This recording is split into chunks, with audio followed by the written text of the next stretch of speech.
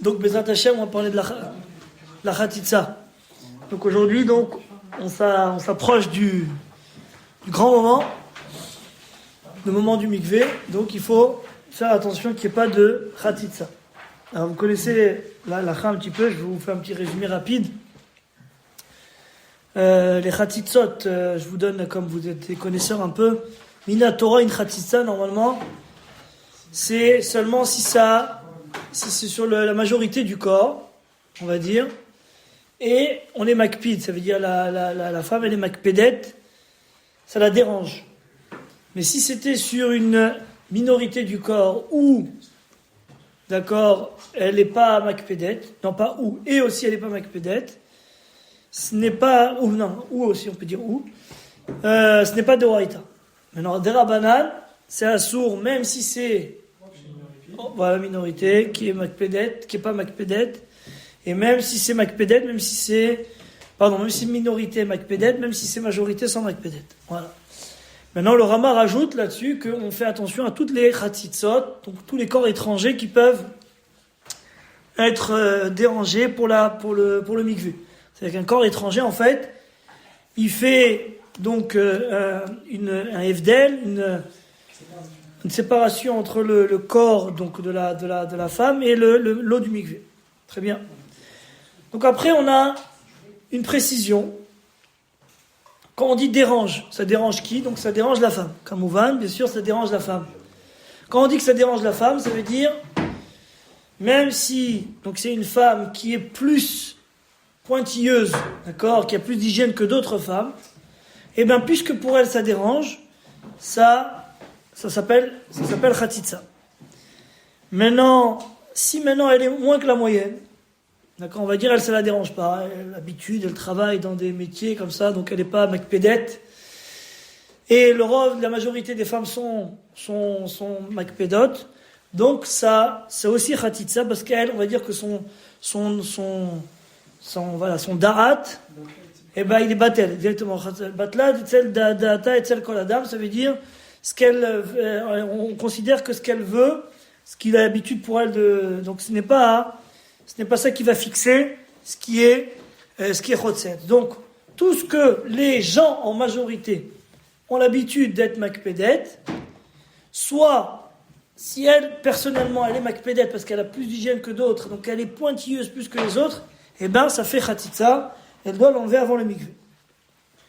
D'accord? Ça, c'est donc la première base. La première base de la khatitsa, donc ce corps étranger, il doit être enlevé, paquet de problèmes.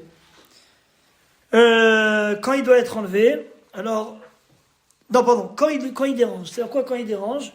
Quand on dit ça dérange, est-ce que ça dérange le soir du mikvé? Non, ça dérange en général. Ça veut dire, ça peut déranger aussi le soir du mikvé. Ça veut dire, ça peut être à tout moment, ça la dérange, ça peut être à des moments spéciaux, par exemple, si c'est une femme qui va pétrir la pâte, donc elle est dérangée, ça veut dire, elle aime bien avoir sa bague, mais quand elle pétrit la pâte, elle fait des travaux délicats, elle aime pas avoir sa bague. Donc ça la dérange, ça s'appelle aussi chotset. Tu vas dire, mais quel rapport? Pour le mikvé, peut-être ça la dérange pas de se tremper avec une bague. Eh ben non. Puisqu'il y a des moments où ça la dérange, d'accord, même si c'est pas donc le moment maintenant pour le mikvé, c'est chotset, donc il faut l'enlever. On peut donner aussi un exemple, voilà. Si une femme elle a peut-être des peaux mortes sur le pied, mais ça la dérange pas, même de manière générale, ça la dérange pas, alors elle aura pas besoin de les enlever. Pas besoin de les enlever parce que pour elle, en général, de manière générale, ça la dérange pas. Donc on regarde en général, on ne regarde pas le sort du mikvé. D'ailleurs, on verra.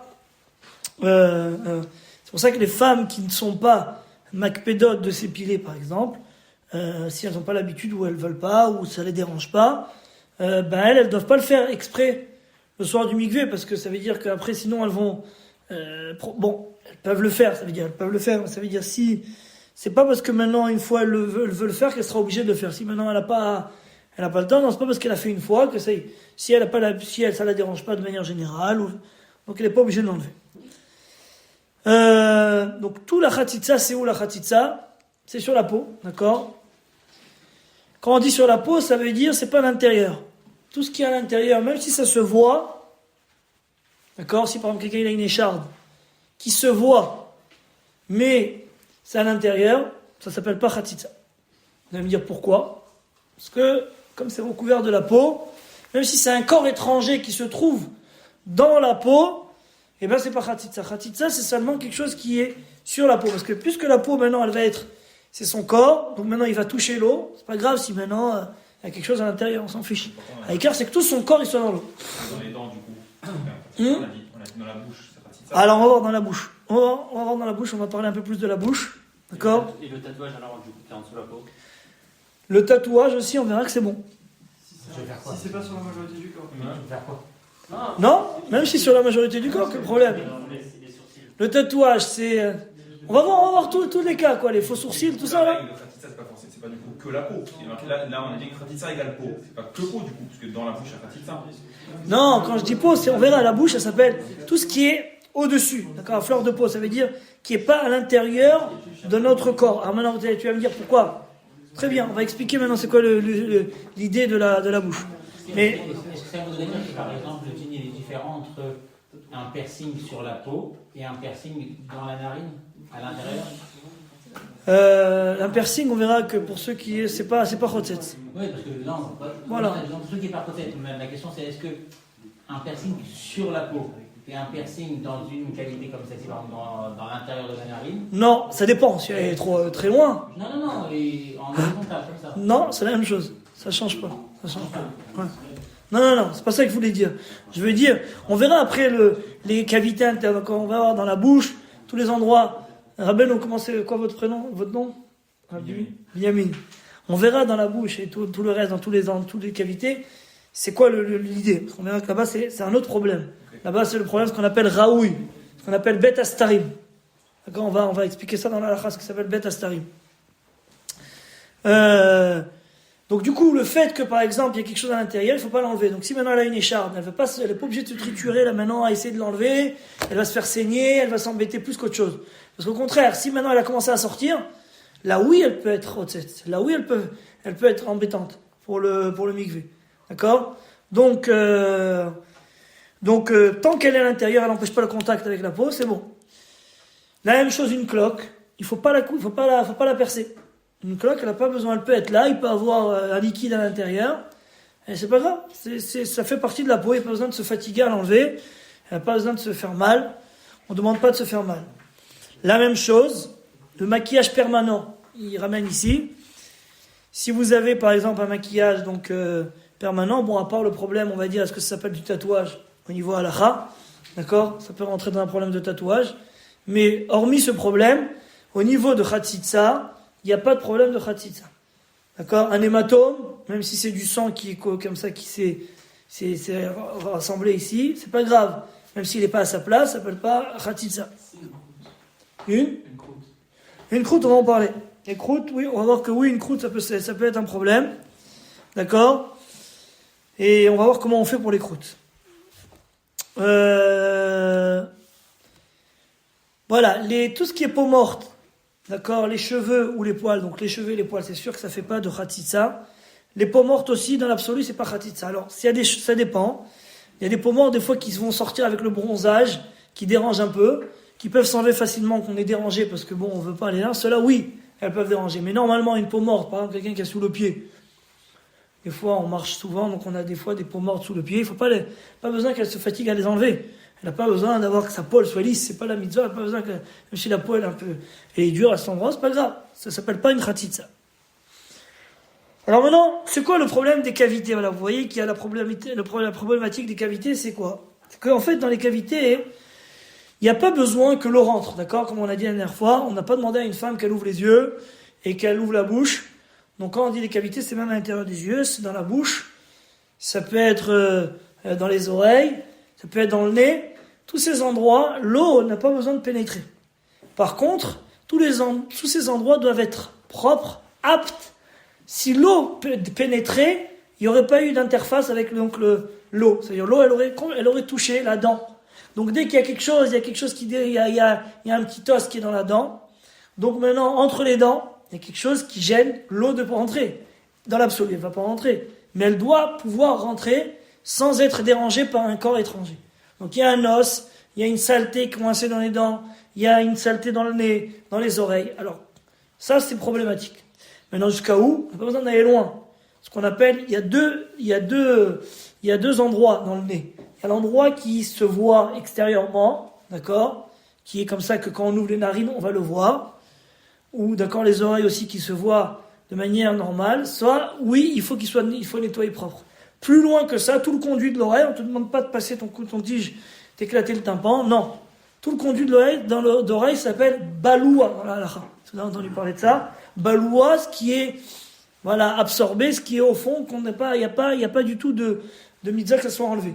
La même chose dans le nez, tout ce qu'on voit, d'accord, quand on va ouvrir les narines, plus loin que ça, juste un peu plus loin, d'accord, on n'a pas besoin maintenant aussi de se triturer le nez pour, le type il va amener son sérum physiologique, pas besoin. D'accord? Qu'elle se nettoie normalement le nez, ça suffit, qu'il n'y ait pas de saleté extérieure comme ça qui puisse déranger, que quand quelqu'un il vous regarde, ou comme ça il vous regarde comme ça, il peut voir facilement qu'il y a une saleté qui est là. Est-ce que ça veut dire qu'à la base, l'eau devrait passer, mais que du coup on a dit que finalement non, c'est compliqué? Non, c'est pas qu'elle devait passer. Non, c'est pas que c'est compliqué, c'est que ça s'appelle raoui. C'est ce qu'on appelle dans la halakha. On appelle Raoui les Bila et Nabila Makavedou. Ça veut dire, c'est des endroits qui doivent être propres, puisque c'est pas encore Baloua. Ça s'appelle Bet Astarim. Vous savez que c'est Bet Astarim. C'est une définition spéciale. L'eau, elle doit pouvoir passer, mais Béhémet, elle a jamais dû passer. On n'a jamais demandé qu'elle passe, et seulement parce que c'est compliqué. Non. Mais elle doit pouvoir passer, parce que ça s'appelle encore les cavités qui sont ouvertes. C'est quelque chose qui est ouvert. Donc c'est peut-être ça l'idée. Excusez-moi, c'est valable pour les kélim aussi? Les kélim, par exemple. Dans le sens où j'ai un ustensile que je trempe, mais je sais que pour que tout rentre, il faut rester plusieurs secondes, glou, glou, glou, glou, glou. Est-ce que je dois attendre que l'eau ait pénétré partout, ou s'il a été complètement immergé dans l'eau? Normalement, dans le kéli, il doit rentrer partout, l'eau. Parce que c'est le kéli en soi. Maintenant, c'est-à-dire si vous le mettez à l'envers, quoi. Donc là, ça fait qu'il y a de l'air et ça ne peut pas rentrer. Par exemple. Faut revoir ça, mais je crois que normalement, non. C'est dans Siman Koufraf, ça faut. Il y a le principe de mute chez les Lomakpit sur les kélis. Il y a une petite étiquette en dessous de l'assiette, mais elle ne bouge pas. Ça n'a pas de rapport. Non, ça m'a fait penser. Oui, il y a aussi ce principe. Il y a aussi ce principe. Et aussi la même chose. Donc, automakom, donc l'anneau vaginal, qui par exemple, elle a quelque chose en bas. Donc, elle a un anneau il doit être enlevé avant le mikvé. D'accord? Parce qu'on avait parlé de ça. C'est pas Baloua, ça? Non, c'est pas assez intérieur. Non, c'est pas Baloua. Ouais. Je parle pas. Le stérilet aussi. Ouais. Stérilet aussi pour l'enlever? Mais non, c'est dans l'utérus.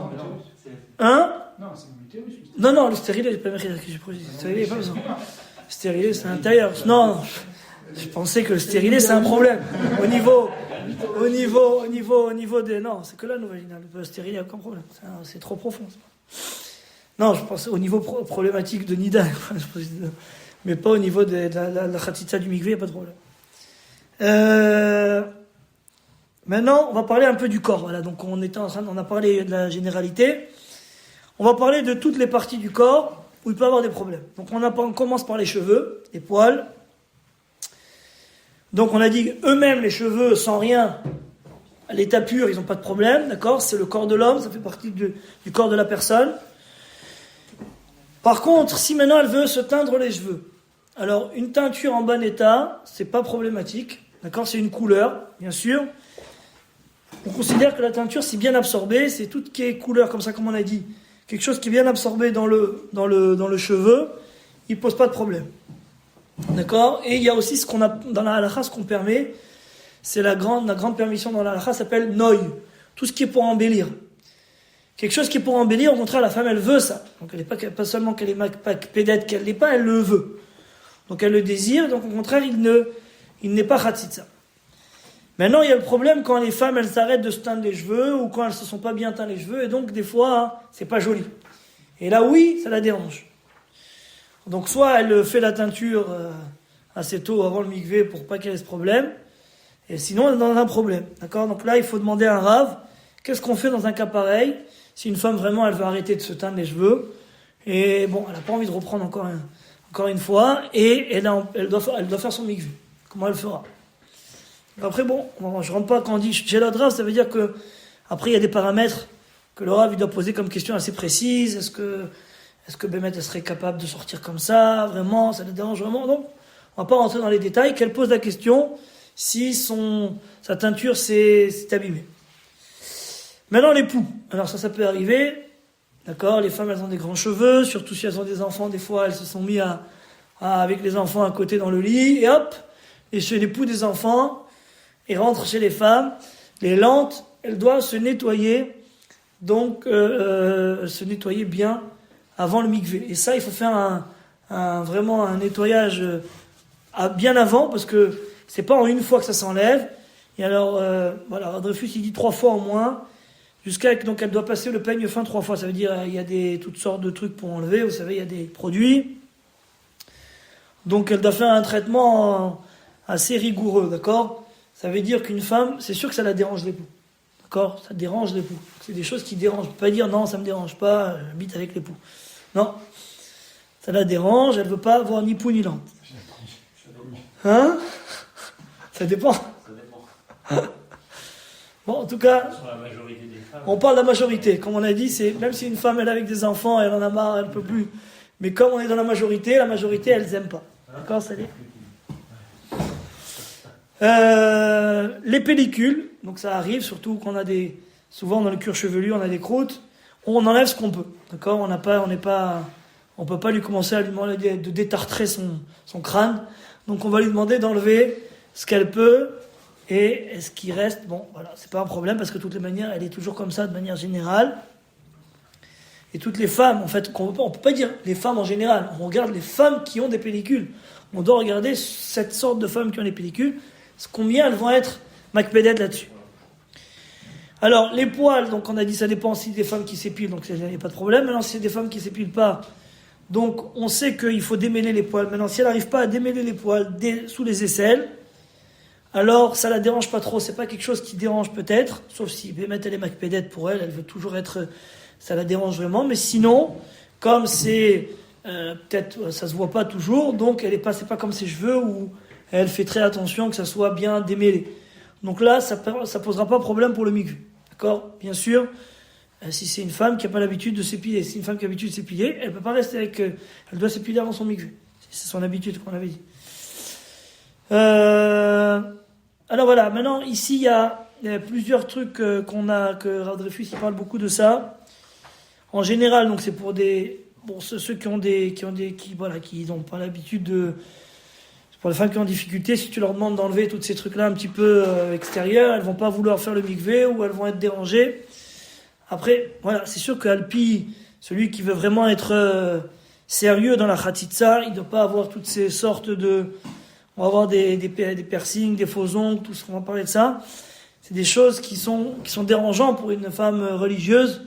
D'accord? Comme Ouvan, que, après, voilà. Si c'est une femme, maintenant, ça la dérange, elle a des choses qu'elle a vraiment besoin. On a des permissions. Voilà, il ne faut pas, Chas Shalom, être trop dur avec cette femme-là, ou sa femme. Mais, gentiment lui expliquer que voilà, que si elle veut, c'est mieux, voilà, de faire mieux. Donc, il y a le maquillage. Donc on sait que le maquillage, d'une femme en général, elle se démaquille pour aller au mikvé. Maintenant, il y a des fois des femmes qui sont dérangées, par exemple, si elles ont un mikvé Shabbat soir, elles vont ressortir blanches comme un cachet d'aspirine. Donc ça les dérange, elles préfèrent avoir du maquillage. Donc elles ne pourront pas mettre de maquillage Shabbat. Bien sûr, c'est très chameau, c'est tsovia à la panim, d'accord, c'est un issour de tzvia, d'accord, c'est un issour de colorer, donc ça figure Shabbat. Donc une femme, elle ne peut pas faire après le mikvé qu'elle a fait vendredi soir, prendre son maquillage et se maquiller. Donc, si elle est vraiment macpédète, ça va vraiment la déranger, d'accord, pour cette femme-là, elle peut faire le maquillage qui va résister à l'eau. Vous connaissez waterproof, c'est un maquillage qui résiste à l'eau. Elle peut aller avec. Attention, il y en a qui ne sont pas tous vraiment bien waterproof. Après, ils sortent et il y a des petites taches, et là, c'est pire encore. C'est quoi le tzad d'autoriser le maquillage alors? C'est comme on a dit tout à l'heure, c'est ce qu'on appelle pour embellir une femme, ce qui est le noy. Si on part sur le principe de Makpid pour cette Makpid et... Donc une femme, elle est macpédète d'en avoir, elle n'est pas macpédète de pas en avoir. Elle est macpédète ici, au contraire, d'être jolie. Là, une femme qui va sous la douche, les macpédates sur son maquillage. Très bien, justement. Non, mais c'est Mais au moment de se. Donc elle fait attention qu'il n'y en ait pas parce que sinon ça coule. Oui, mais elle fait exprès qu'il y ait du maquillage. C'est pas quelque chose qui la gêne, c'est pas des poux, au contraire. Non, Donc elle veut qu'il non, le maquillage habituel, le maquillage qui résiste pas à l'eau, oui. Ça, c'est sûr qu'elle a pas le droit de garder tout. Au contraire, après, quand elle sort de l'eau, elle a des petits trucs de couleurs qui lui tombent, du noir, la mascara, la tout ça, c'est sûr qu'elle est dérangée par ça. Je parle du waterproof. Recherche que ça arrive. Bah, ils ont fait l'expérience, hein, a priori, les fabricants. Moi aussi. Ma femme n'a pas ce problème. Mais c'est vrai qu'après, il y a des femmes qui veulent avoir ça et que tu peux pas empêcher. D'accord? Ce qu'on appelle waterproof, c'est ceux qui ont fait ces maquillages, ils savaient que ça doit résister à l'eau. Il y a des gens qui doivent passer par tout ça, donc ils l'ont fait. Voilà. Donc c'est sûr qu'une femme, elle est macpédette. Bien sûr, peut-être elle a qu'à faire l'expérience. Si elle a un doute sur le maquillage qu'elle a acheté, elle a qu'à faire l'expérience avant Shabbat. Maintenant, en général, je crois que ça fonctionne, quoi. Mais j'ai jamais fait l'essai, mais bon, voilà. C'est dangereux. Hein? Je trouve ça dangereux. Oui. C'est sûr, vous êtes... mieux vaut ça plutôt que Vous êtes, Baruch Hashem, vous êtes à un autre niveau. On parle maintenant peut-être quelqu'un qui a... Il dit qu'il y a des femmes qui sont. Quelque chose qui est reconnu de bonne marque. Oui, voilà. Qui dit mieux vaut qu'elle mette du waterproof plutôt qu'elle soit. Qu'elle soit dérangée par ça. Tu nages avec ta Rolex ou pas? Quoi? Tu nages avec ta Rolex ou pas? Au niveau mécanique. C'est le waterproof? Tu T'as pas McQueen? Bah, ça dépend, voir si elle est en cuir ou pas. Ouais, c'est tout. C'est dans la mer ou dans la piscine? D'accord, donc ça c'est... D'accord, ça c'est le lien du maquillage. Donc ce qu'on appelle le maquillage permanent, ça c'est un vrai problème de tatouage dans la halakha. Voilà. Après on parle de personnes qui ont des difficultés dans ces sujets. Si c'est des femmes qui sont au début de leur tchouva, on va voir. Mais en tout cas, c'est mieux de poser la question à un Rav, carrément pour le maquillage de manière générale, même pas par rapport au mikvé, par rapport à le mettre. D'accord? Maintenant, les piercings, c'est toléré, c'est pas une khatitsa, on n'a pas dit qu'il faut le faire, d'accord? On parle toujours pour ces dames-là. D'accord? C'est toléré pour le mikvé, c'est pas toléré à le mettre. Pourquoi? Hein? Pourquoi? Parce que c'est minagoy. Pour nous, une femme, c'est minagoy de faire ça, c'est pas... Ah ouais, c'est avec des boucles d'oreilles, c'est un minagoy. Non, Des les piercings, c'est pas les boucles d'oreilles, là, je parle pas de piercings, les boucles d'oreilles. C'est passé sur le nez, genre. Ben oui, des trucs, machin, il y en a qui sont ici. Vraiment, c'est Minagoy de piercing sur le nez. À l'époque de la Torah, de la Gemara, on voit que ça existait. Je crois que ça existait, hein. Non, mais aujourd'hui, qui voyait qui fait ça en général? Vous avez vu des femmes religieuses faire ça? Non. Non, mais non. En général, ça va avec les cheveux verts. En même temps, il y a le piercing à côté, quoi. Notre ancêtre Rivka, elle en avait, je crois. Ouais, c'est midi. Bon, Nezem Alapa, c'est vrai. D'accord. À l'époque, il y a beaucoup de choses qui changeaient à l'époque. Hein. Dans la Gemara, ils avaient un gros collier comme ça qui fait sortir. À l'époque, dans ma Sechet Shabbat, il y a marqué que les femmes les plus belles, c'était celles qui étaient grosses. Aujourd'hui, tu vas dire ça à l'homme. Chacun, il dit. Ah, En Tunisie, en 1940, Hein? en Tunisie, en 1940, 1950, 1960, celui qui était maigre, sa femme qui était maigre, C'était nul. elle était nulle. Bah oui, je sais. C'est quoi? Il y a rien à toucher là. Il fallait qu'elle soit grosse. Oui, bah oui, mais c'est dans la Gemara, c'est comme ça. Pas dans la Gemara, il y a 30 ans. Non, je sais, quand je dis la Gemara, c'est ma référence, mais ça veut dire, c'est sûr que jusqu'à il n'y a pas longtemps, même au Maroc, ils étaient tous bien portantes. Et peut-être- Tu sais quoi, celle-là, elle mange pas, Et celle-là. peut-être que dans 30 ans, ça sera les femmes. Ça sera la même chose, voilà, bien sûr. Tout reviendra. Et nous, quoi, on dira. Et les pantalons, ils seront grands, maintenant, tout est serré, tout est court. Tout le monde, Tout Ah, est... une jupe, ce sera Minagoy. C'est vrai? Tu verras? Qu'est-ce que... C'est comme ça. En tout cas, on va dire, par rapport à aujourd'hui, les piercings, c'est pas très de notre coutume.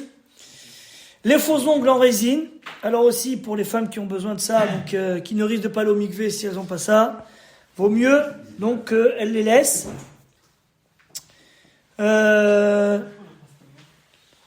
Alors, comment? C'est comme ça. Vous regardez comme ça pour voir est-ce que ça sort extérieurement, d'accord? Normalement, on a des ongles, le mieux donc dans la halakha des ongles, d'accord? On va voir pas juste après les ongles, donc c'est la même chose pour les ongles en résine. Bon, si elles sont vraiment qu'on les voit pas sortir, ça c'est sûr que c'est bon. D'accord? Mais voilà, il explique que c'est pas réalisable dans ces trucs-là quand c'est des faux ongles. Et c'est Chotset ça va, faisons. Non, on peut les laisser. Elle peut les laisser. Donc il faut pas enlever le vernis par contre dans ces faux ongles parce que ces faux ongles là elles sont pas jolies sans vernis. C'est juste parce qu'il y a le vernis que c'est donc il faut que si elle veut les garder dans le mikvé, il faut qu'il y ait le vernis avec. On peut pas dire non, j'ai pas encore fini de les vernir. Alors ne va pas au mikvé avec. Ça veut dire même si c'est une femme qui est limite, mais on peut lui donner des conseils. Ça veut dire vous pouvez donner des conseils que lui dire voilà, tu veux garder tes faux ongles, bon on comprend, mais au moins vernis-les. Qu'ils soient jolis, qu'ils soient pas... Parce que s'ils sont pas jolis, elles-mêmes, elles les aiment pas. Donc si elles les aiment pas, ça fait khatsitsa. La même chose pour les extensions des cheveux. C'est pas une khatsitsa, ça fait partie des cheveux, on va dire, c'est la continuité des cheveux. Comme l'idée des ongles. Et la même chose pour les fossiles. Voilà. Mais voilà, tout ça c'est pour ceux qui ont besoin vraiment de ça. Maintenant pour les ongles, donc on va passer à autre chose. Les ongles. Ouais. C'est quoi la question? Non, si c'est bien fait, c'est propre. Moi j'en ai été juste avant d'aller au mikvé, ok. Mais celle où ça va pousser, il y a encore. Ça a poussé, donc du coup on voit la séparation entre la peau et le... Les femmes elles sont maintenant. Normalement, sur ma planète, elles prennent rendez-vous. Voilà, exactement. Ah, mais ça marcherait pas. Il faut que ça soit fait. Comment on peut Il faut que ça soit bien rempli ça avant. Ah ouais, que ça ça soit. soit écrit. Que J'ai pas compris comment vous parlez. ça soit rempli avant. Après, quand tu C'est mets les écrit, faux ça. ongles, C'est écrit. après quand ça pousse, un peu les tiens, ça Les avance faux un petit ongles. peu, et donc, Vas-y, ça- regarde. ça l'espace pas. Ah oui, j'entends. Il est bien que le remplissage soit fait avant le mikvé. Il est bien. Avant le mikvé, Il est bien, il n'y a pas écrit il faut. C'est deux choses différentes. C'est là, c'est intéressant. Je comprends pourquoi il a dit il est bien. On est d'accord. Qu'est-ce que tu me dis encore? D'accord, moi je pense qu'il faut dire qu'il est... On en avait parlé de ça d'Afka avec lui pour les faux ongles. Beaucoup de chélotes là-dessus parce qu'il y a beaucoup de... Voilà, surtout les gens qui sont... Les tchouvas, ils ont besoin d'avoir des réponses sur tout ça. C'est quoi ton problème? Bon, il y a un diouk dans les mots. Après, on en parlera. Les ongles normaux, donc les ongles, le minag, comme il y a écrit dans Shulchan Aruch, c'est de couper les ongles. Alors, quand on dit couper les ongles à ras, c'est pas de se faire du sang, parce qu'il y a des dames qui veulent faire attention en bas, donc elles se coupent la ras. La même chose, toujours on regarde dans ce sens, et on voit si les ongles ne dépassent pas. D'accord? Si les ongles ne dépassent pas, c'est bon. C'est quoi le problème dans l'idée qu'ils soient un peu longs?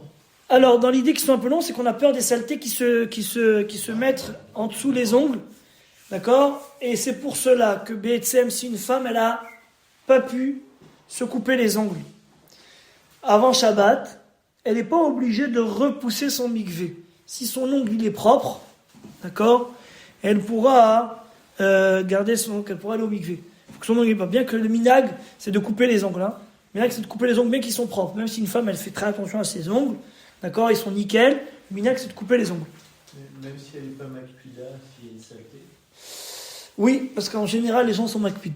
Les femmes sont makpidettes d'avoir des doigts propres. Ça, c'est le minimum pour l'hygiène, pour tout ce que vous voulez.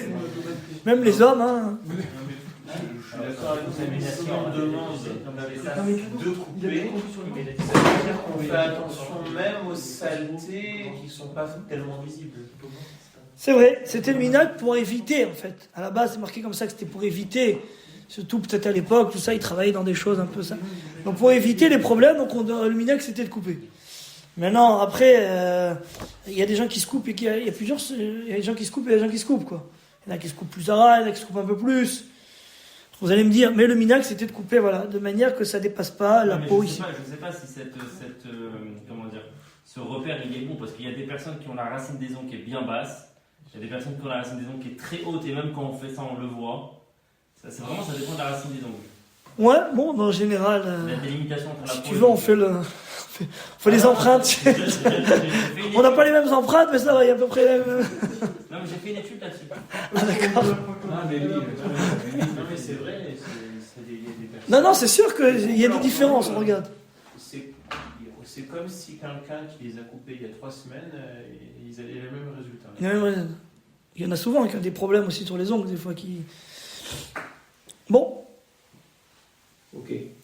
En tout cas, voilà, si, en général, on tolère pas les ongles longs, mais pour une femme qui est non religieuse, on tolère pour s'ils sont propres, on veut, d'accord, donc c'est bien de les couper. Maintenant, le vernis, toutes ces choses-là, le gel, tout ça, bien qu'il soit vraiment préférable de les enlever, mais si maintenant ils sont bien propres, bien nickel, pas qu'il y a des morceaux qui soient vernis, morceaux qui ne soient pas vernis, alors on peut permettre, d'accord, de le laisser. D'accord ? Eh bien, encore une fois, c'est sûr que c'est mieux pour de les enlever. La même chose pour les ongles des pieds, ça revient au même. En général, les ongles des pieds, c'est vrai que si une femme, elle met du vernis dans les pieds, c'est qu'en général, on regarde ses pieds. Parce que sinon, bon, si on ne voit pas ses pieds, pas trop d'intérêt. Donc, la même chose, il faut que le vernis soit bien placé, bien fait, et pas qu'il y ait des petits résidus qui restent comme ça. Ça fait une khatitsa. Les yeux. Alors, quand on dit les yeux, donc les lentilles, on les enlève. Les lentilles de contact, on les enlève, comme on a dit, parce que les lentilles, encore la même chose. Bien qu'on a dit qu'on n'a pas besoin d'avoir de l'eau dans l'œil, mais la face donc de la rétine, là, elle doit être propre. Ça doit être... il ne doit pas avoir quelque chose dessus, une pellicule dessus. Maintenant, les maquillages, il faut faire attention. Alors, le matin, on se lève aussi, il n'y a pas que ça, il n'y a pas que le maquillage. Donc, il y a le maquillage, des fois, il reste, surtout quand on a mis du noir ici, là, donc il reste des fois des petits morceaux, que ça fait des petites boules. C'est sûr qu'il faut faire très attention, une femme, donc elle doit bien se démaquiller.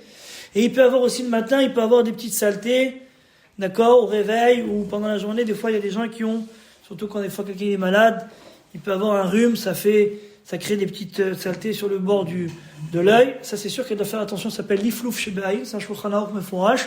C'est chotset. Une femme, elle n'aime pas avoir ça. Les gens, ils n'ont pas l'habitude d'avoir ça. Donc, il faut être makpid de l'enlever. D'accord ? Surtout si elle fait son mikveh le matin. Non, mais elle ne fera pas son mikveh le matin. Elle fera son mikveh le soir. Mais elle doit bien l'enlever. Le nez. Donc, on avait dit, le nez, c'était quoi l'idée aussi? La même chose.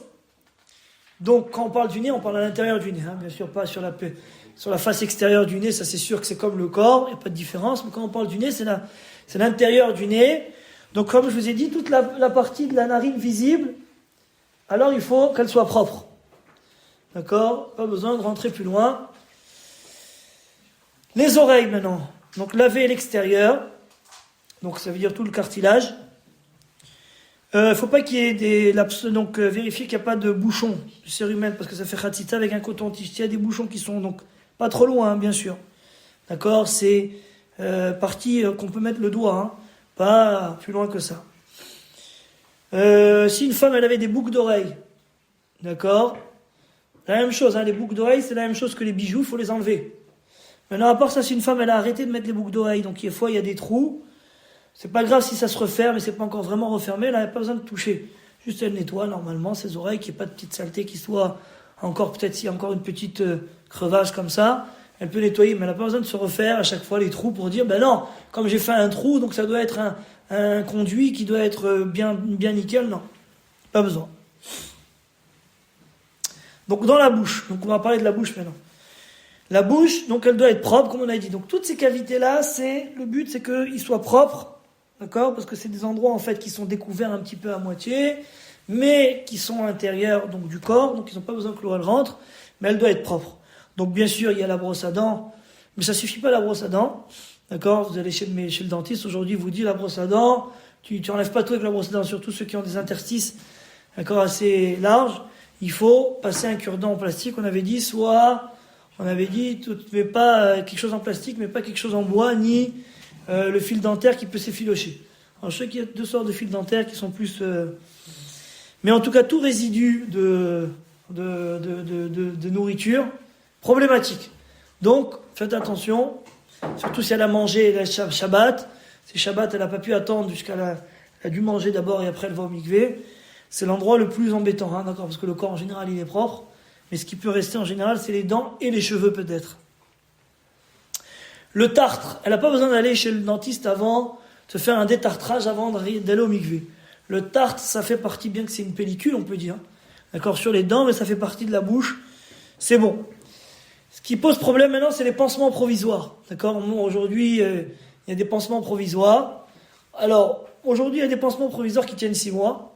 D'accord, c'est sûr que c'est bon, mais des fois il y a des pansements provisoires, le médecin il te donne un rendez-vous, il te dit dans 1 semaine, je te fais le pansement définitif, et celui-là, s'il est qu'1 semaine, c'est bon encore, mais c'est vrai que la halakha c'est mieux que ce soit 1 mois. Donc des fois, une femme si elle veut, vaut mieux qu'elle l'enlève pas tout de suite, ce pansement provisoire. Vaut mieux qu'elle dise au médecin, si elle a le choix pour le rendez-vous, vaut mieux qu'elle prenne pour 1 mois après.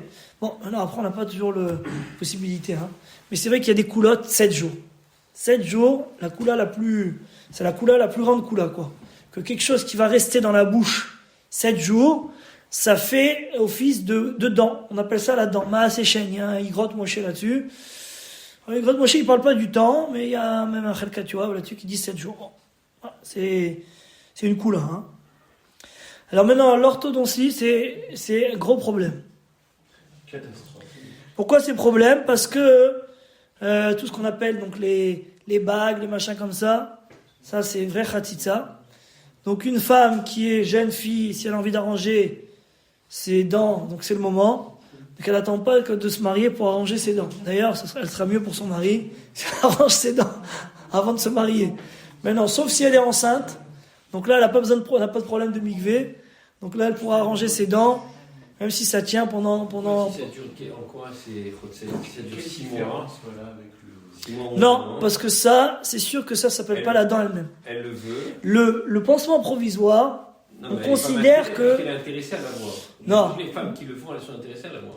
Alors, il y a une chita qui s'appelle le Chokhmat Adam, c'est le même que c'est le Chaya Adam, c'est le même auteur, qui permet tout ce qui est refoua. Mais nous, on ne tient pas comme ça la halakha. Les seuls éthers qu'on peut trouver, c'est refoua. C'est aussi un problème par rapport au fait qu'il y a Mais des gens qui rentrent à l'intérieur, non? voilà, il y a des choses qui rentrent à l'intérieur, bien sûr. Oui, mais on a dit que c'était intérieur.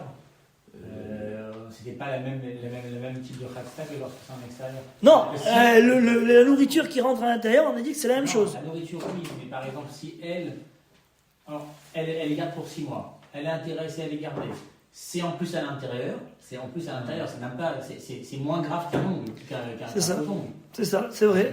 C'est vrai que ça peut être une raison pour permettre. Mais aujourd'hui, on considère que ça, si ce n'était la guérison qu'elle va avoir donc pour ses dents, elle aurait jamais voulu avoir ça. C'est pas du tout avec ça qu'elle a envie de se promener dans la rue. Donc voilà. Donc puisqu'elle n'est pas intéressée par ça, tous les postes qui me disent que le refoua c'est au contraire, c'est une khatitsa. C'est comme les faux ongles non vernis. Je vous ai donné la svara des poskim. Les faux ongles non vernis, il faut qu'elle les enlève. Elle est intéressée par le résultat. Ouais. Ou alors qu'elle les vernisse, qu'elle les termine. D'accord.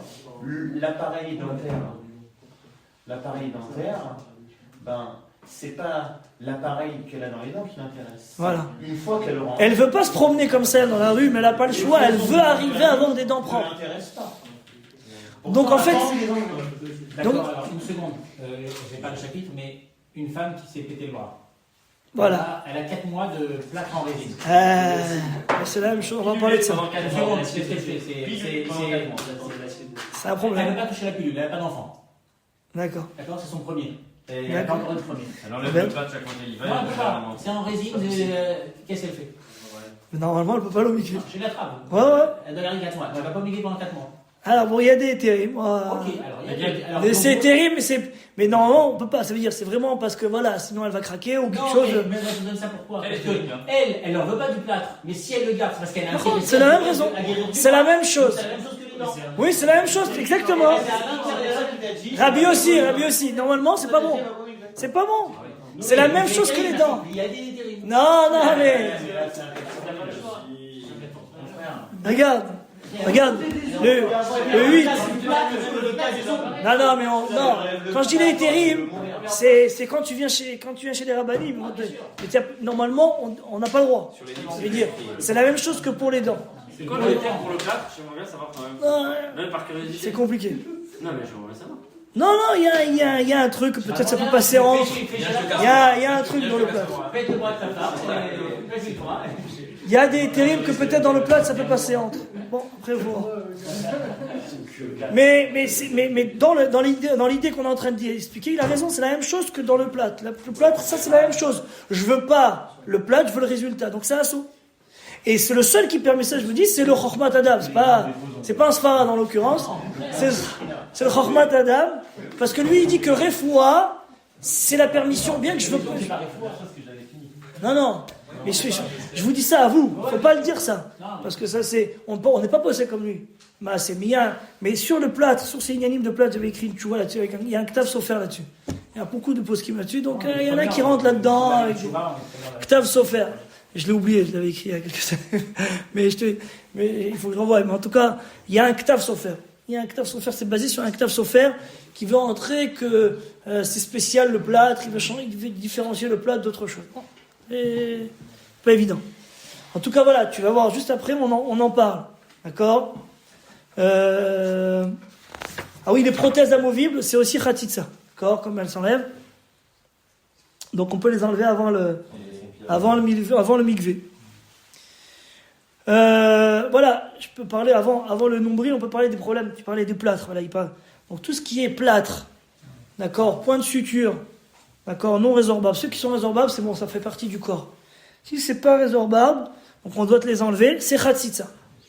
Aujourd'hui, je crois qu'il y a plus presque de points de suture non résorbables. Non, aujourd'hui, ils font tout. Non, ils font encore. Et quand c'est résorbable, même quand ils sont là. Ouais, même quand ils sont là, on peut faire. Exactement. Même quand ils sont là, exactement. Quand bien même le principe de résorbable, c'est juste que c'est pas le médecin qui va me les enlever. Oui, mais c'est que ça se fait tout seul, quoi. Ça s'enlève tout seul, ça tourne tout seul. Oui, mais au bout de 3 semaines à mois, je veux dire. Oui. Alors qu'à J3. C'est ça, tu veux dire, il y a un point. Il a le même statut. Ah ouais. Il remplace entre guillemets le médecin et ça me fait un peu moins peur et je peux m'en rendre compte. Et si c'est pas résorbable, c'est khatsitsa. Oui, c'est khatsitsa. Attends. Tu vois, par exemple, on a marqué, pour les femmes, on envoie les yeux, il faut faire chez la trave. Ça veut dire qu'il y a des hétéries, mais... Il a dit que le pansement, ça fait partie de la dent, donc si ça dure 1 mois, c'est bon. C'est pas khatsitsa. Ouais, mais c'est pas la même chose les points de suture, hein. Pas toutes la même chose. Le pansement, 1 mois, elle vit avec, elle mange avec, ça fait partie, donc c'est ça qu'elle va avoir dans sa dent. À la rigueur, elle aurait pu laisser ça, maintenant il l'a changé, il aurait pu laisser ça aussi. Quand on dit 1 mois, ça veut dire... Le pansement, il est aussi fait pour rester un moment, comme l'appareil dentaire. Non, oui, je sais, mais l'appareil dentaire, c'est pas la dent. Je vous donne la svara du dent. Le pansement, c'est pas la dent. Oui, c'est la dent. Ça remplit la dent, c'est la dent. Bon, d'accord. Ça fait office de dent, bien sûr. C'est avec ça que tu mâches. Tu mâches pas avec l'appareil dentaire. L'appareil dentaire, il est en train de réguler tes dents. Il n'est pas en train de... Là, le pansement, hein, quand tu mâches, quand tu écrases avec ça. Ça fait partie de la dent. Il y a une différence. Moi, je reste avec un pansement 4 ans, 3 ans. Ouais. Aussi, parce qu'on peut habiller aussi dans le milieu. Oui, mais aujourd'hui, quand il dit 6 mois, en fait, il peut tenir plus. C'est juste pour gagner de l'argent. Il n'y a pas un dentiste. Il n'y a pas de dentiste, c'est pour ça dans Il un est pas famille. mutuel, c'est pour ça qu'il a un dent. Il n'y a pas de dentiste, il n'y en a que 4. Maintenant, le nombril. Alors, le nombril aussi, il peut avoir des fois des petites saletés, surtout une femme après une grossesse. Voilà, donc elle a dû... Il y a toujours quelque chose qui reste là-bas. À part ça c'est par rapport au nombril, donc il doit se nettoyer. En fait, toutes les cavités, tous les petits endroits qui peuvent se fourrer des petites saletés, il faut bien nettoyer. Il y a, quand une femme, donc elle doit aller aux toilettes avant d'aller au mikvé. D'accord, si elle a besoin. Il ne faut pas rester avec une envie, bien que en soi, c'est à l'intérieur, vous allez me dire. Mais quand même, faut pas marquer comme ça dans la halakha. Pas mettre d'ovule. Si elle a un traitement vaginal, ne pas mettre d'ovule dans l'après-midi avant le mikvé. Elle le mettra après le mikvé. Donc c'est un traitement contraceptif, elle le met après. Elle ne le met pas avant. D'accord ? C'est intéressant de savoir qu'il y a des plis.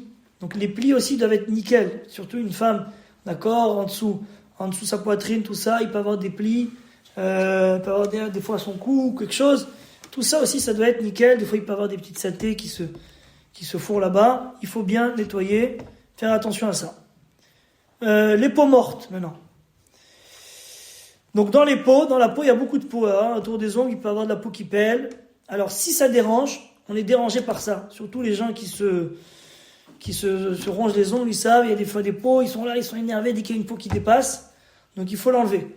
Maintenant, il y a des peaux qui sont bien attachées. Si tu vas les enlever, tu vas faire du sang, tu vas faire saigner. Là, pas besoin de toucher. Ça s'appelle encore son corps. On avait déjà dit que la peau elle-même s'appelle son corps.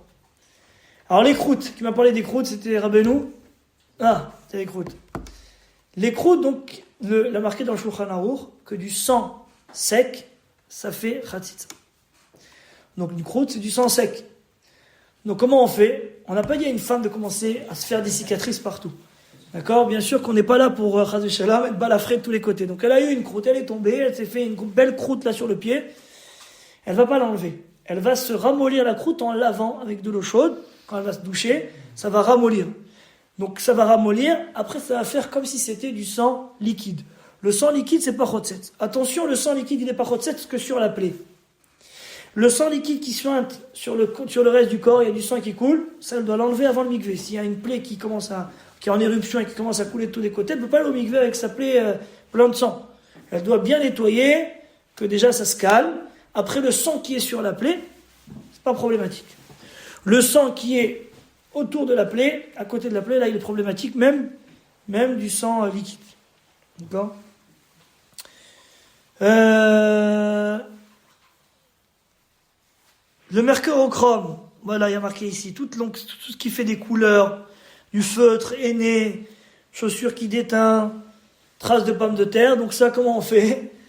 On prend l'éponge, on prend le gant, on prend ce qu'on a, avec quoi on peut se frotter, on frotte bien pour enlever. Souvent, donc on peut enlever vraiment une pellicule qui peut bien, on n'a pas dit que maintenant elle doit se faire le karcher de sa peau, mais au moins qu'elle nettoie bien ce qu'elle peut enlever. Elle l'enlève. Ce qui reste, ça s'appelle de la couleur, ça n'a pas de mamachout. Comme ça n'a pas de mamachout, ça fait pas khatsitsa. C'est la même idée que les cheveux, tout ça. La peinture ou la colle, la peinture à huile, d'accord, et la colle, ces choses-là, oui, d'accord. Donc parce que là, c'est quelque chose qui fait une certaine pellicule comme ça dessus. Donc ça, c'est sûr que ça assaut. On avait parlé de la colle par rapport au patch que les femmes elles peuvent mettre ici.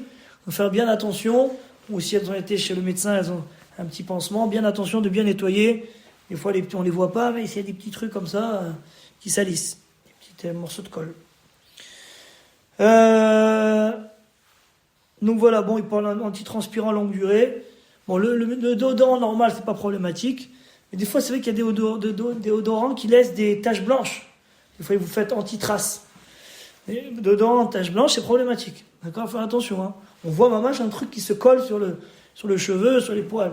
Ça se nettoie comme le reste. Hein? Ça se nettoie comme le reste. Hein. Oui, mais elle peut pas le mettre avant d'aller dans le mikvé, c'est tout. Même si elle s'est fait sa douche et elle a voulu se mettre elle attendra après son mikvé pour se mettre son déodorant.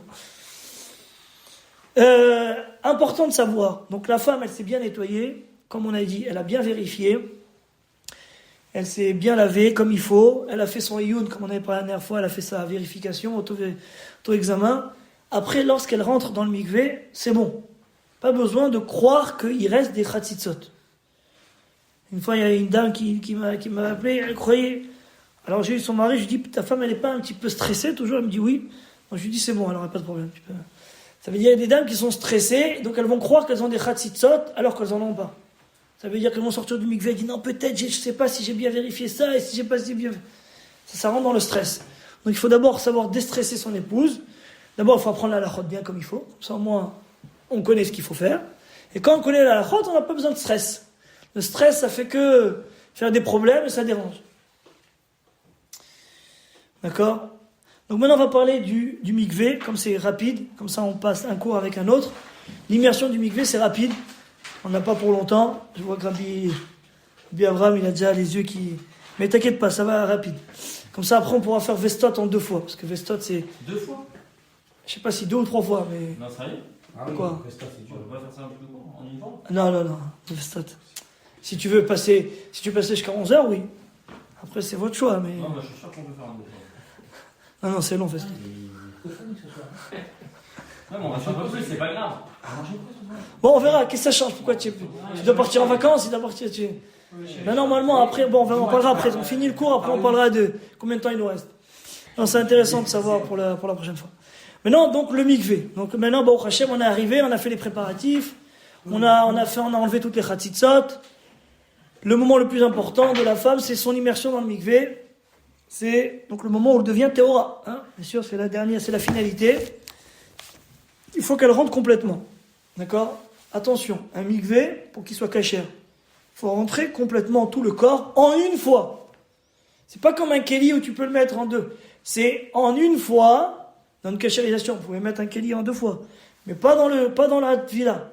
Dans la trempette, tu dois tremper tout l'objet, tout le corps de la personne en une fois. D'ailleurs, dans une villa de kélim, c'est la même chose.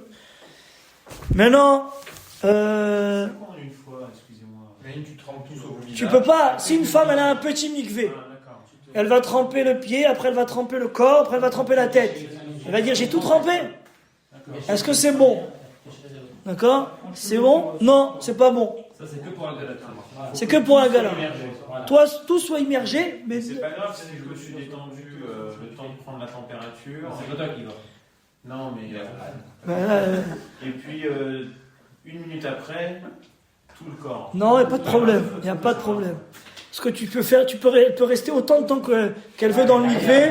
Elle veut faire c'est juste qu'il y a des, voilà, c'est juste qu'il y a des gens derrière qui attendent.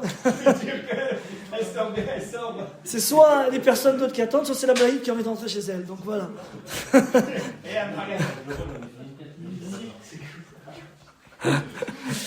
Voilà. Donc, une femme, elle doit être décontractée, bien sûr, comme vous voyez dans la halakha. Donc, les impératifs, qu'une femme, elle ne doit pas se crisper, elle ne doit pas se contracter, elle ne doit pas serrer les lèvres, elle ne doit pas serrer les yeux, même les yeux, elle ne doit pas le fermer trop fort, ni les poings, ni les jambes, ni les bras. Tout ça, ça doit être décontracté. D'accord? Pour que l'eau puisse bien passer partout. Comme on a dit, on ne doit pas ouvrir les yeux, mais si vous fermez fortement vos paupières, eh ben vous faites khatitza. Elle fait khatitza. Si elle ferme fortement ses lèvres, elle fait khatitza. Les narines, ça sera un peu dur, mais voilà. Donc c'est pour ça que pour que ça soit agréable, l'eau, elle doit être à température, une bonne température. Ça, c'est le rôle du responsable du mikvé, la balanite ou autre. Donc ça va de faire attention. D'ailleurs, nous, on tient, je suis obligé de vous citer que Rav Ovadia dit par rapport à l'El Shabbat, de faire le mikvé à Ben Hashmashot à cause de l'eau chaude. Le Rav des Poskim ne tiennent pas comme lui, et nous aussi on tient comme ça, donc même les Sfaradim, de faire le mikvé à l'eau chaude Shabbat. Une température normale, d'accord, pas besoin que ce soit de l'eau froide, parce que l'eau froide, les femmes se crispent. Donc je me rappelle, il y avait des fois des mikvés qui étaient faits à l'eau froide, la femme n'était pas bien dedans, donc on ne peut pas être sûr que la femme elle s'est bien trempée au mikvé. Dans un cas pareil, soit il faut être sûr que la femme elle résiste à l'eau et donc elle n'a pas de problème, mais des fois à quel écart, si on n'a pas de mikvé chaud, il faut mieux attendre donc de chercher un autre mikvé. Le mieux c'est d'aller chercher un autre mikvé, mais on l'a pas toujours. À quel écart on peut repousser pour pas qu'on ait un problème, chas v'shalom, que la femme elle se crispe dans le mikvé. Maintenant si c'est quelqu'un que si tu lui dis de repousser un jour, ça va faire des catastrophes, c'est sûr qu'on ne repousse pas, on dira à la femme de se détendre, qu'elle petit à petit elle rentre dans ce mikvé froid. Mais voilà, il faut mettre une température, et ni trop chaud, parce que trop chaud aussi, les femmes elles sont dérangées. Donc ni trop chaud, ni trop froid. Comment la position de la femme? Donc elle se met légèrement en avant, d'accord? Les jambes écartées, les mains écartées, d'accord? Les doigts aussi, pas comme ça, les doigts comme ça, ouverts, tranquille. D'accord? Pourquoi en avant comme quand elle allait? Donc comme ça, au moins tout son corps va vers l'avant, donc il n'y a pas de pli qui se fait. Par contre, maintenant, lorsqu'elle rentre, les pieds collés au parterre, il n'y a pas de problème. D'accord? On n'a pas besoin de lui demander de sautiller parce qu'on a besoin que tes pieds en dessous, donc touche le haut. Non. Ce qu'on appelle, il y a cette dernière fois qu'on avait parlé de ça, c'était avec toi, Maïm Mekadmim, ça veut dire l'eau qui est rentrée. Donc, d'abord, elle a touché quand elle est rentrée. Donc, elle est rentrée en général par les pieds. Je ne crois pas qu'elle fait un plongeon. Donc, elle n'est pas rentrée par les mains ou par la tête d'abord. Elle est rentrée par les pieds. Donc, elle a touché l'eau du mikvé d'abord. Après, il y a ce qu'on appelle l'eau du mikvé. Même si elle touche, là, je vous donne un peu la svara, même si elle touche le mikvé avec ses pieds, il y a ce qu'on appelle le petit peu d'eau qu'elle a d'en bas qui est collé avec l'eau du mikvé. Ça s'appelle Tofé Achadmenad Latfiach, qui est mechoubar, qui est relié au mikvé. Donc, c'est bon. D'accord? Par contre, d'accord, elle ne doit pas être sur un tissu, un plancher, sur quelque chose dans le mikvé. Il faut qu'elle soit à même le mikvé. Tout ce qui est un kéli, elle ne doit pas mettre ses pieds sur un kéli. Elle doit être à même le mikvé. Est-ce que ni un escabeau, ni un tapis, ni rien? Une femme qui est peut-être trop petite, elle peut ne pas aller peut-être au profond, elle peut se mettre, il y a des marches en général dans les mikvaot. Les marches, alors faire attention que la marche, elle soit assez large. Si la marche, elle est trop étroite, et donc du coup, elle a peur quand elle se met, qu'elle a peur de tomber, c'est aussi problématique. Il faut que la marche, elle soit, c'est pour ça que dans les mikvahs, vous remarquez qu'il y a 3 marches, et après il y a une grande marche. Et après il y a un peu plus bas. Pourquoi ? Parce que si maintenant elle n'arrive pas à aller trop bas, c'est trop haut pour elle, donc elle peut aller sur la marche du dessus, mais comme c'est une marche large, elle n'aura pas de problème de se baigner. Si maintenant, elle est encore trop petite, elle a besoin de se mettre sur la marche avant, qu'elle se mette de manière bien stable, pour pas qu'elle soit dérangée, que, comme elle sera en équilibre, elle aura... Donc le mieux, c'est que l'eau, elle atteigne donc 20 à 25 cm au-dessus du nombril. D'accord ? Pour que lorsqu'elle rentre dans le mikvé, elle ne soit pas en train de plier ses genoux, où là, l'eau, elle ne va pas rentrer. Donc il faut qu'il y ait pas trop petit. Si maintenant c'est trop petit, elle va se mettre allongée. Quand elle va se mettre allongée, elle va être tranquille que là tout va. Mais quand on est allongé, on a souvent un problème de peur qu'il peut y avoir une partie du corps qui soit à l'extérieur du mikvé. Et comme on a dit que même s'il y a un cheveu. Ah oui, j'ai oublié de dire, un cheveu dans l'eau, c'est un problème. Mais un cheveu aussi dans la bouche, le Shulchan Aruch parle. Ça veut dire si elle a pris ses cheveux dans sa bouche, elle a des grands cheveux, elle les a mis dans sa bouche, ses cheveux, ils n'étaient pas dans le mikvé, ils étaient dans sa bouche. Donc elle doit laisser ses cheveux dans le mikvé, pas dans la bouche. Fais attention à ça. Les Chabad, ils n'ont pas une façon de tremper spécifique. Qu'est-ce qu'ils font les Chabad ? La pirouette ? Non, comme un dag allongé. Il y a un truc comme ça, mais c'est pas obligé. Ah non, je sais pas si c'est pour eux comme ça. C'est une question que je pose. Non, je sais pas, je connais pas. Ça, il y a des dessins partout. Super. Combien de fois on doit s'immerger dans le mikvé ? Une fois. Minimum, c'est une fois. Il y a un minag, j'ai vu dans la halakha, parce qu'ils me disent, il y en a qui disent c'est bien de faire 3 fois. Si elle peut faire 3 fois, c'est bien. D'accord ? C'est une khumra, mais c'est bien. Voilà. Maintenant, plus que ça, il n'y a pas besoin. D'accord ? Il n'y a pas besoin. Des cas, vous savez il y a des choses que on dit que quand on fait des bonnes actions, on a des bonnes coutumes. Si on veut les annuler, il faut faire un tarat nedarim. Parce que comme vous avez vu dans le neder, le tarat nedarim que vous faites avant, on dit où j'ai été accoutumé de faire quelque chose de bien, minag tov.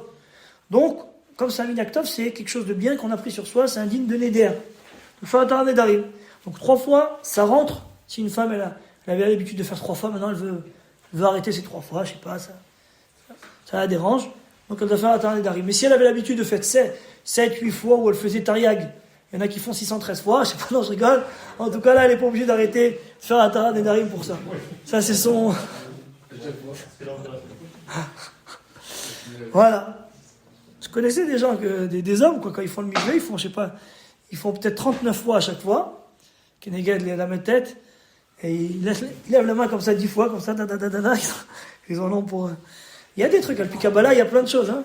Pour des tikkunim, il y a plein de... Alors maintenant, quand on fait la bracha, ça c'est la grande discussion. Quand on fait la bracha, vous savez quand on fait la bracha, donc Machloket, Shulchan Aruch. Ah bien sûr, une femme de toute mitzvah, il y a une bracha. Quand vous faites le shofar, vous faites une bracha. Quand vous faites le matzah, vous faites une bracha. Quand vous faites le mikvé, c'est une mitzvah. Verachatz et besara b'maim, elle doit rentrer dans le mikvé. C'est une mitzvah de la Torah. Rentrer le mikvé, c'est doraita pour elle. Une nida, c'est doraita. Donc c'est une mitzvah. Asher kideshanu b'mitzvot avetzivanu ala dvila. D'accord ? Ça c'est la bracha. Quand elle fait la bracha, à quel moment ? Shulchan Aruch, lorsqu'elle est encore, donc elle n'est pas déshabillée, elle est déjà déshabillée, mais elle a mis une sorte de chalouk, de tunique, pour se couvrir, et à l'extérieur, pas à l'endroit où elle est en général nue. Les endroits où on est nu, où il y a la baignoire, on ne peut pas faire de réciter de bracha. Dans une pièce où il n'y a pas des gens qui se promènent nus, on peut faire la bracha. C'est là-bas qu'elle fera la bracha, et après, vite, elle enlève sa robe de chambre ou son truc, et elle rentre dans le mikvé. Ça, c'est sur le Shulchan Aruch. Shulchan Aruch, toujours qui a ce minag de faire toutes les brachot au vert la Asiatan. D'ailleurs, c'est la même chose pour les Adlakat Nerod, de faire avant. Le Rama, il dit, non, elle fait la bracha après qu'elle s'est trempée. Alors, c'est quoi l'idée ? L'idée du Rama, c'est par rapport à la Tvila, comme avant, elle n'est pas Réouya. parce qu'elle n'est pas encore Nekia. C'est par rapport à la Tvila du guerre. On apprend ça de la Tvila du guerre. Le guerre, comme il n'est pas encore converti, il ne peut pas faire la bracha avant. Il doit d'abord se tremper à faire la bracha. On considère aussi quand la femme, elle n'est pas encore propre, elle n'est pas encore théora, donc elle ne peut pas faire la bracha. Bon. En tout cas, le Rama, il dit de faire la bracha dans le mikvé, après s'être trempée, en croisant les bras. D'accord? La femme, elle croise les bras et elle regarde devant. Elle ne regarde pas en bas, elle regarde devant. Donc elle ne voit pas l'ibo. Pourquoi elle croise les bras? Pourquoi que son cœur, voit Herva, voit le bas. Donc elle croise les bras, elle fait une sorte de séparation. Et à part ça, il y a le Inyan qu'elle ne regarde pas aussi. Donc, parce que quand on fait une bracha, on ne doit pas regarder Makom Herva. Ça, vous savez faire attention, ça. Vous savez que même quand vous faites une bracha dans la rue, des fois les gens ils font Birkat Levana, ils voient des gens qui ne sont pas mal habillés. C'est pas besoin qu'ils soient tout nus, hein. Qu'ils soient découverts ici, tout ça, à Tefar, un endroit où on doit être couvert. On n'a pas le droit de faire une bracha devant. Il faut se tourner. Soit une femme, elle a les cheveux découverts, soit aussi un problème de faire une bracha devant. D'accord? Tout ça, c'est problématique.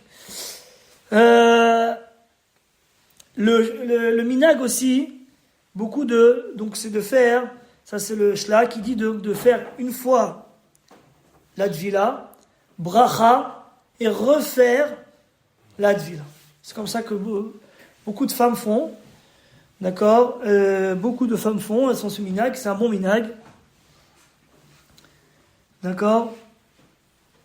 Il est rapporté ici, je crois, non?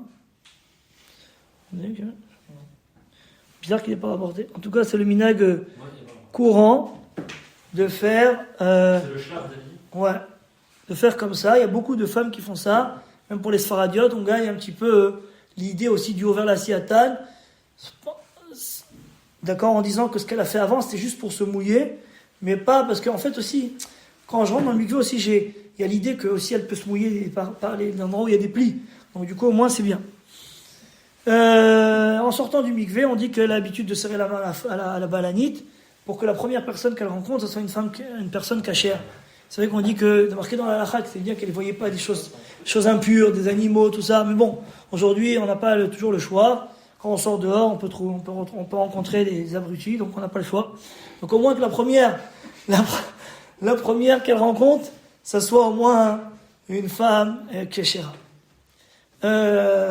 Il faut garder la discrétion dans le mikvé, c'est très important, même par rapport à ses proches, d'accord? C'est la bracha, c'est la gdusha, c'est l'intimité. Une femme aussi, elle aime bien être discrète. Maintenant, attention, comme on avait parlé de la dernière fois, l'union de la discrétion, ça fait pas qu'à cause de ça, une femme, elle va pas aller, même si elle est en famille, elle va pas aller au mikvé, parce que peut-être des gens vont comprendre. Ça s'appelle pas un manque de discrétion. De toute manière, tout le monde sait qu'il y a des choses qui se passent. Le manque de discrétion, c'est en parler. Mais que les gens comprennent, ou que les gens voient ces choses-là, c'est normal. Il n'y a pas de problème, il ne faut pas se crisper. Ça, il faut détendre les femmes, parce que des fois, elles disent, mais non, on ne peut pas faire ça, on est chez tes parents, on est chez machin. Non, c'est bon, qu'est-ce qu'il y a? Il n'y a pas de... Les choses, plus elles sont naturelles, plus elles passent bien. Faire attention, ça aussi, ça, il n'est pas écrit ici, mais les maris, être discret quand vous attendez, quand il faut les femmes au mikvé, donc le mari qui va accompagner sa femme, il ne faut pas qu'il accompagne mamache en face du mikvé, c'est pas joli, ou qu'ils attendent à l'entrée du mikvé et qu'ils voient toutes les femmes qui passent. Les femmes, elles sont gênées. Les femmes, elles sont très gênées. D'accord? C'est les phares allumés devant. D'accord? C'est très gênant.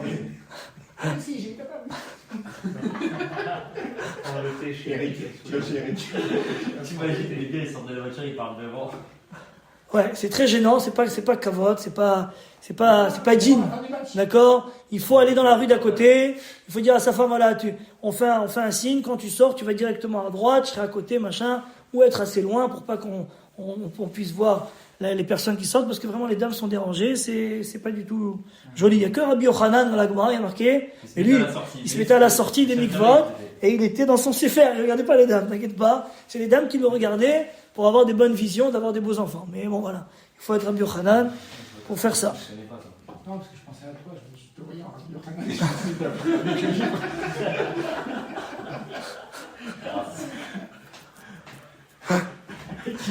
Tu vois, il y a les caméras chez Eric. Elle va lâcher un peu pour Marianne.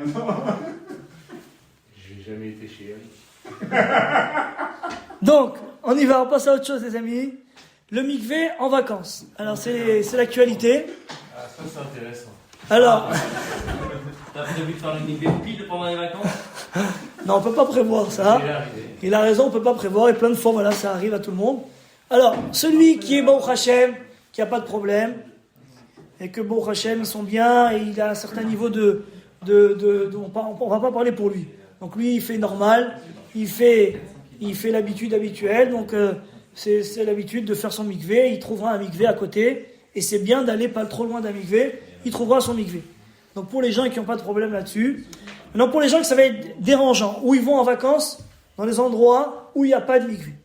Donc c'est sûr qu'il vaut mieux choisir une destination qui soit pas loin, trop loin d'un mikvé, ou qui soit, voilà, à proximité, mais en tout cas, c'est bien. Voilà, oui, bien sûr, il y a aux Issam, il y a un mikvé de M. Harry qui est très. Une fois, nous on était là-bas, ma femme s'occupait du mikvé, il y a plein de gens qui viennent des alentours, quoi. C'est très bien, très bien fait. Non, j'étais en vacances aux Issam. Alors. Non, je dis qu'il y a des gens qui viennent des alentours, pour te dire que les gens ils savent qu'il y a un mikvé qui existe. Bon, à Nice aussi, il y en a, il y en a là-bas. Donc maintenant, la mer, est-ce que c'est un bon mikvé? Les rabbanim, clair et net, même on va dire et tout, j'ai vu aussi clair, Rav Yosef il ramène ça dans son Sefer Tarat Habayit. La mer, c'est vadaï pas un mikvé qu'il faut faire. Pourquoi? Il y a beaucoup de problèmes. Donc le problème, on a dit, il ramène ici, d'abord c'est froid et salé, donc elle va serrer les poings, elle va serrer ce machin, quand elle va vouloir se tremper, c'est problématique. Elle va le faire quand? Le soir. Donc elle va faire le soir, elle a peur d'aller loin. On a dit qu'il faut qu'elle ait au moins un endroit où ça soit à 20 cm plus haut que son nombril, donc elle ne peut pas aller vraiment au rebord. Donc ça aussi, elle va aller loin.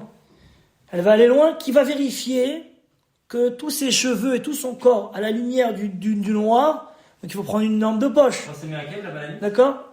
Oui, la banane, c'est Meakev pour savoir que tout est rentré dans le mikvé. Oui. Et si elle n'est pas là?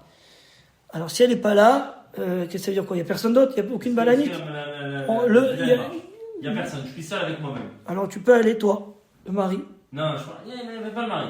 Hein? Je suis seul. On t'a dit que ça marche pas. Alors, non, ça peut marcher, oui. Dans un cas pareil, il n'y a personne. Elle fera très attention, elle mettra ses cheveux, elle rentrera bien, mais voilà. Donc c'est possible. Oui, c'est possible, mais on ne va pas permettre pour ça à la mer. Tu vois ce que je veux dire? C'est tellement. Ça veut dire que tu as à la fois le problème de la mer, voilà. dans le noir, plus le problème d'être seul. Ça veut dire là, quand il Arrête est de faire la chochotte, c'est dans un mikvé chauffé. Non, mais non, on va dire que maintenant tu comprends, c'est pas lié. Maintenant, à part ça, tu dois vérifier tout le corps. Juste avant qu'elle rentre, tu dois vérifier le corps. Il y a d'autres problèmes qui s'appellent le maillot de bain. D'accord? Le maillot de bain, c'est un problème. Ça commence à faire khatitsa, ça fait séparation. D'accord? Alors, un maillot de bain large aussi. Il faut trouver un maillot de bain large. C'est sûr que c'est pas les khatri là. C'est pas la khatri là, maillot de bain. Des super trucs chez Decathlon maintenant, vous savez. Bien sûr, j'ai vu ça avant-hier. Quoi, des maillots de bain pour les froums? Pour que les gens se changent de façon smooth. Un genre de cape de bain, mais fermé sur les côtés et grand, pour que les gens ils puissent changer de maillot sans aller dans un petit coin, tu sais, avec une serviette autour du ventre. C'est les maillots de bain des femmes religieuses depuis longtemps qu'elles ont, quand elles vont en Israël. Il y a des maillots de bain pour les dames d'Israël, ils s'appellent les maillots de bain de Tzniut. Il y a ça. Ils ont des grands trucs. Cape de bain. C'est une cape, c'est pas vraiment un maillot de bain. C'est une sorte de grand chalouk qui sont parce que c'est. Elles ont un truc. Bon, allez, en tout cas, c'est. En tout cas, il y a ça, et il y a le problème de la boue. Si vous allez sur le sable fin, ok, il n'y a pas de problème, le sable fin. Mais après, quand tu rentres dans l'eau, il y a la boue. La boue, c'est khatitsa. La boue, c'est khatitsa. Donc là, il y a un grand problème. Et elle ne peut pas se mettre sur une pierre. Elle ne peut pas se baigner sur une pierre. Pourquoi? Parce que c'est au-dessus. C'est pas la mer même. Comme on a dit, il ne faut pas qu'il y ait un tapis. Il ne faut pas qu'il y ait un tapis, il faut qu'il n'y ait rien, il ne faut pas qu'il y ait un escabeau. Ce soir, il est indicatif. Pourquoi pas Mekabel Touma? C'est pas cachour, il ne faut pas qu'il y ait quelque chose d'autre. Il faut que ça soit directement. Si c'est un kéli, d'accord, mais si c'est pas un kéli, c'est une pierre de la mer. Eh ben, c'est pas évident qu'on peut le mettre dessus, non? Je crois pas. Parce que c'est pas le parterre même, ça s'appelle pas le parterre. Tu considères que ça s'appelle le parterre, toi? Il y a un truc hyper simple, c'est qu'une femme, quand elle sort de la mer, elle a besoin de se rincer avec de l'eau propre pour se dessaler. pour enlever quelque chose qui la dérange. Et ce qui la dérange, je pense que c'est ça qui est Khatitsa. Non, ça non. Tu nous as fait un truc. Non, ça serait pas Khatitsa. L'eau de la mer, elle est Khatitsa. Non, une seconde. Un mikvé, à l'époque, il peut être noir, hein, le mikvé. Ça ne dérange pas, ça. Que le mikvé il soit sale, ça ne me dérange pas. La femme, elle doit être propre. Le mikvé, il doit être sale. Le mikvé qui soit sale, si on n'a pas de mikvé propre. Aujourd'hui, les femmes, d'accord. Mais si maintenant, à l'époque, à l'époque, elles se baignaient dans des mikvot, je crois pas qu'ils étaient changés comme aujourd'hui on les a. Ils étaient dégoûtants, les mikvot. Après, elles se douchent, ça me dérange pas. C'est pas un problème, ça. Alors, c'est quoi le problème des selles? Non, mais c'est pas un mikvé pour les dames. Elle est tout sauf. Elle va sortir plus poilue que qu'elle est rentrée. C'est ça, tu sors plus poilue que tu rentres. C'est sûr, l'eau, c'est du Perrier. L'eau, c'est du Perrier vert. Mais viens, Tu peux mourir, j'en pas là-dedans. Alors, c'est quoi le problème du sel? Non, le problème c'est que ça la dérange, c'est tout. C'est que c'est pas agréable, ça lui picoter les yeux. Quand vous rentrez dans la mer, quand tu rentres dans la mer, tu pas comme tu rentres dans une piscine. Tu fermes tes yeux comme ça, tu fermes pas tes yeux comme ça. T'as toujours peur qu'il y ait un peu d'eau Donc, à cause de ça, alors j'ai pas dit que maintenant si quelqu'un il a pas le choix, il faut poser la shela à Rav. Je sais que une fois il y avait une shela comme ça, Rav de plus on en a parlé, ils ont appelé Rav Klein en Israël et il leur a donné beaucoup de conditions et tout ça, c'est dans des cas de force majeure. Mais voilà, nous on considère que la mer ça s'appelle pas parce que quelqu'un il veut faciliter sa vie, il dit bon je vais à la mer. Non, vous surtout des gens qui vont en Israël machin, ils vont dire moi j'ai pas le temps, je vais à la mer en Israël. Non. Il faut aller dans un mikvé, il faut pas rentrer dans des coulottes comme ça. Après, des gens qui sont pas religieux, qui s'habillent et qui sont partis, je sais pas moi, aux îles Tahiti, ils ont pas d'autres mikvés, que tu leur dis de rentrer dans la mer. Que les pas religieux qui vont à Tahiti. Non, mais j'ai pas dit ça, j'ai dit qu'ils vont. Mechila, Jonathan, on va partir, tu nous invites, on vient avec toi. On a le droit d'aller où on veut. Je veux dire par là qu'il n'a pas pris ses précautions avant. Donc là, il faut soit tu prends la pilule, c'est le mieux. Pour les vacances, le Rav Wosner il permettait, donc Rav de Flux son nom, que de prendre les khatrila pour les gens qui ont besoin, de prendre la pilule de manière momentanée pour, comme on va, pour celui qui a pris la pilule, qui a toujours la pilule, pour d'autres raisons. Il y a d'autres raisons, mais si maintenant elle n'a pas la pilule, elle n'a pas la permission de la pilule, qu'on a dit que la pilule, il faut la permission pour des raisons, on permet, mais il faut demander, c'est des permissions. Et pour ça, on donne une permission. Il faut mieux prendre la pilule, ne pas avoir de problème, surtout si le type il va dire je vais rater mes vacances. Il y a une autre chose qui est importante. Si quelqu'un il a 2 semaines, 3 semaines avec sa femme et il dit mais elle est interdite pendant toutes les vacances, j'ai envie de me retrouver, c'est le moment où je peux être moi. Ça peut être une raison aussi. Pour prendre la pilule, d'accord, pour que elle soit permise à son mari plus longtemps. C'est une question de Shalom Bayit aussi. Il faut aussi. Après, si les gens au Hachem ils sont pas là dedans, mais si quelqu'un il sent qu'il a besoin de ça, se retrouver, tout ça, ça fait partie des choses que nous, on donne comme permission pour prendre la pilule, parce que c'est important. Le Shalom Bayit, c'est le Yesod. Si quelqu'un il a 2 semaines de vacances et avec ça, sa femme elle est dans un lit et lui dans un autre, peut-être il va être mal pendant toutes les vacances. Donc il faut aussi donner des... Voilà, Bezrat Hashem, en tout cas, voilà. Alors voilà, pour la suite des cours. Donc il nous reste... Je vous dis, je sais pas quand vous partez en vacances, mais on peut éteindre le truc. on part En août, Rosh Chodesh Tammuz. On part en négociation.